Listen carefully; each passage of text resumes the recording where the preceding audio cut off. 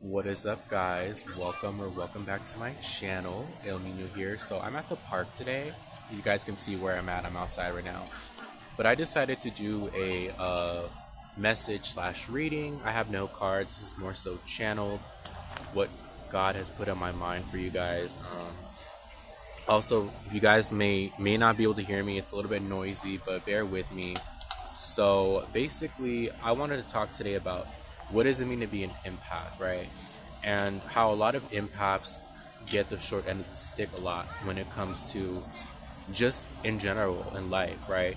So if you guys don't know what an empath is basically somebody who feels people's emotions on a deep level, but it goes beyond just that level. It's more of a spiritual energy where you can absorb energies, and people come to you for, a lot of times we're like the spiritual therapist where people come to us for problems or anything that's on their mind. Strangers will come up to you, animals can be very drawn to you. You have a light about you.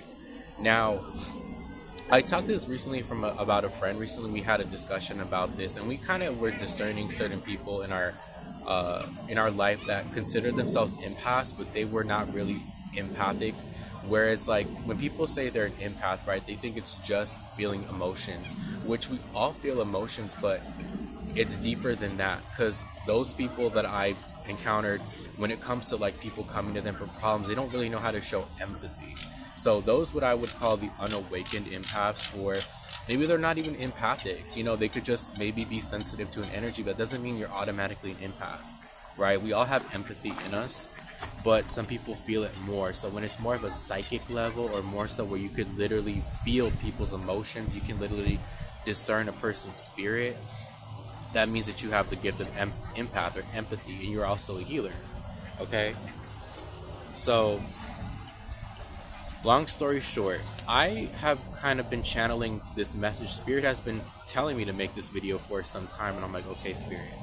So basically, I'm going to talk about what does it mean to be an empath, which I already went over the basics of, it goes beyond just showing empathy. It's more so a psychic energy where you feel it on a different level, where you can discern a person's spirit, a person's energy, right? It's not just, and a lot of times you don't need cards to feel, right? You can go in a room and you can feel an energy.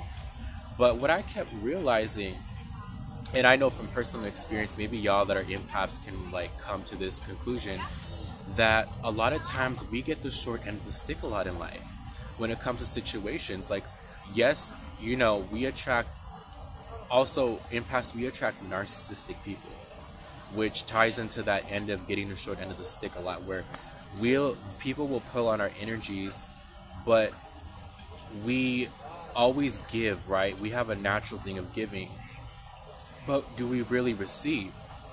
And what I kept hearing was, the empath is always there for people, but who is there for the empath, right? Who is there for us? Who is there to nurture us? Who is there to benefit us, right? It's not even really about a benefiting, but it is an energy exchange, right? When we're helping other people, it's not that we expect anything 3D or anything material, but it's nice to have somebody to have, be there for us, to give us the same empathy we give people. Now, I know for me personally, and a lot of empaths, I think nowadays we're going through this collective change where a lot of times empaths, we are getting more attacked spiritually. It's not even so much more about, oh, this person and is an energy vampire and they're coming to us for our problems. No, it's like we're getting attacked more spiritually. And we tend to get the short end of the stick more often now than I feel ever before in the universe, I feel. We're giving a lot of our time, we're giving a lot of our energy, and we're meant to be a catalyst for a lot of people. I don't know about you guys, but I have learned that in my soul contract, I have been here to help a lot of people, to be a catalyst for a lot of people's awakenings, but who has been there for me?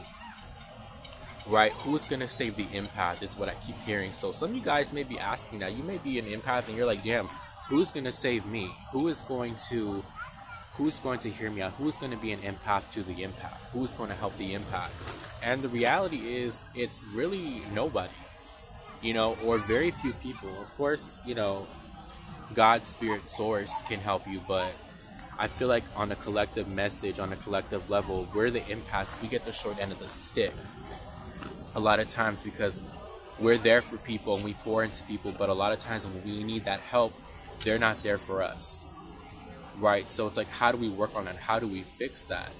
We could set boundaries, but even then, you're still an empath, right? An empath is going to always be an empath. So it's like, how do we really solve the issue of not getting the short end of the stick, right? Or is it that we balance it out more where we don't get it so much as we always used to give to people, or as we always give to people, right?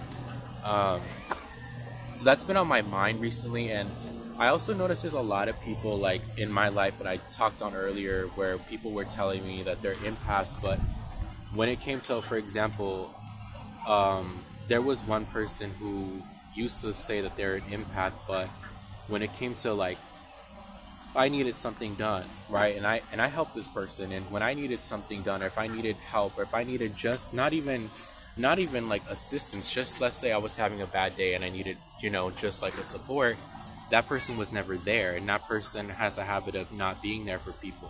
So what is really an empath, right? We got to be very careful, because I feel like a lot of people nowadays in the spiritual community like to say that they're an empath, or they like to claim they're a witch or a reader. But what does it mean to be that? Because I also wanted to say, just because you get a reading does not make you spiritual. Just because you do readings does not make you spiritual. Just because you're an empath does not also make you spiritual, right? It goes deeper than that, as we know, right? We know that it goes on a deeper level. It's a way of life. It's not just a characteristic. It's not just, oh, I just do this as a job and that's it. Like right now, I'm in my free time. This is a way of life for me. Like, I love nature. I love grounding in nature. It balances out my empathic abilities.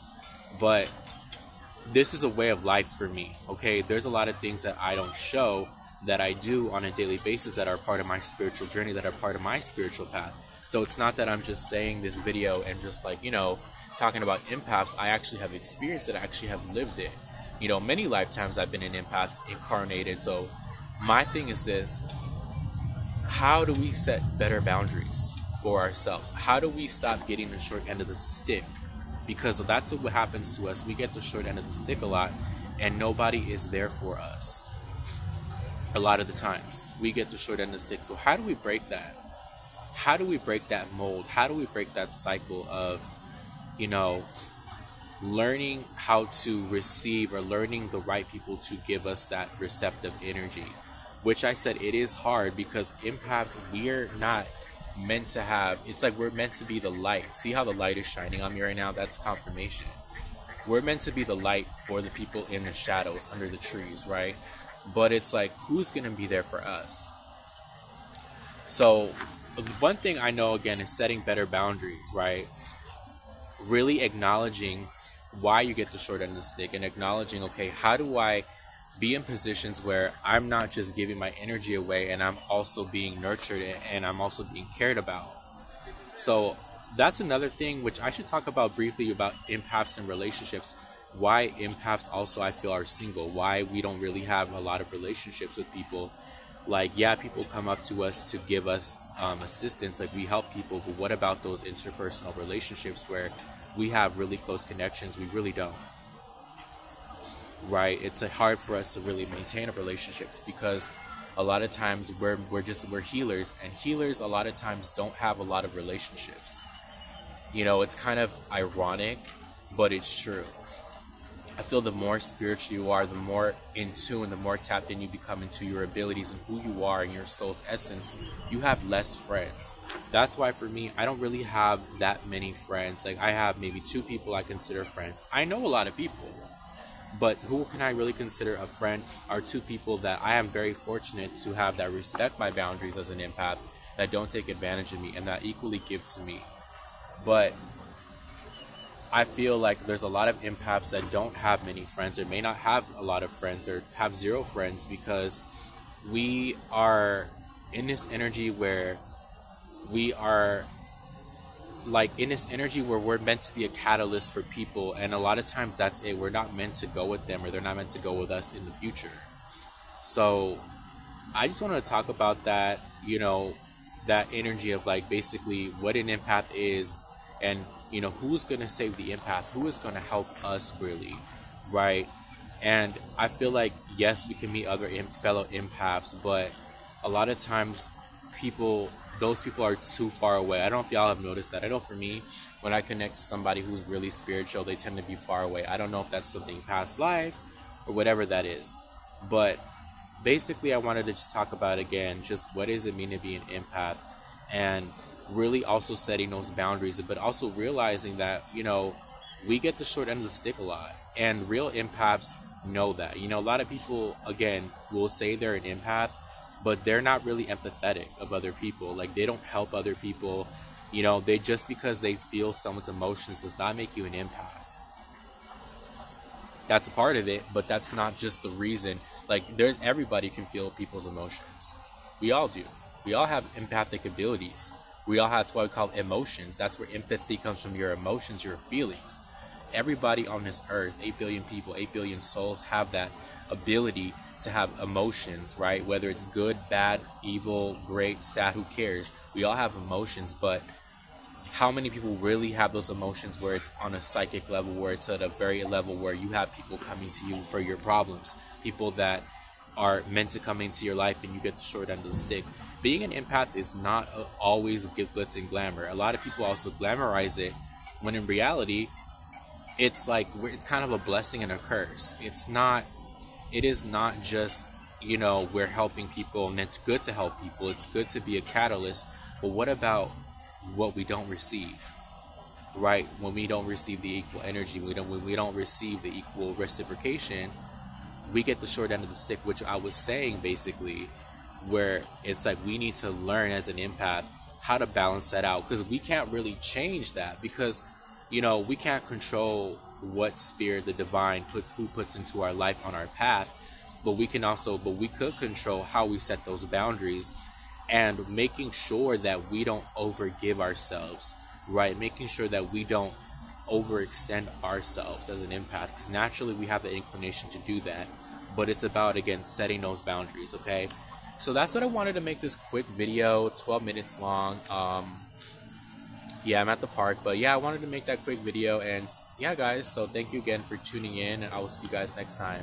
Bye.